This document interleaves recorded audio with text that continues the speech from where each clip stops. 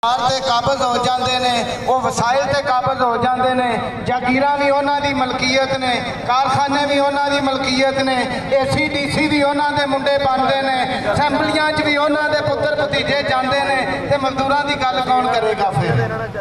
बाबा लतीफ इंसारी अमार जान असी मिल के असी तुसी सारे मिल के इन्नी लड़ाई ते लड़ रहे हैं कि जो कानून देंदा है वो हकूक दिते जान, जो लेबर लॉज के मुताबिक ने वो दिता जाए। पर लेबर लॉज किन्ना बनाए ने? इन्हां नवाज शरीफ हरा बनाए ने, इन्हां पीपल्स पार्टी वाले बनाए ने, इन्हां PTI वाले बनाए ने, जिन्हां ने हमेशा तबकाती दुश्मनी नूं सामने रखा है। 32,000 रुपया तनख्वाह मजदूर नूं पूरे महीने की और दूजे पासे 10-10 लाख रुपया तनख्वाह लैन वाले वो साडे लई मुनसिफ बन के बह जाते हैं। तो मेरे दोस्तों ये पूरा निज़ाम सानू समझण की लोड़ है। बाबा जी जिहड़ी लड़ाई लड़ रहे हैं असीं इन्हां दे नाल हां, मगर मैं तुहानूं दसदा जावां ये लड़ाई बहुत छोटी लड़ाई है मेरे साथियों। तुसीं ज़हनी तौर पर तैयार रहो।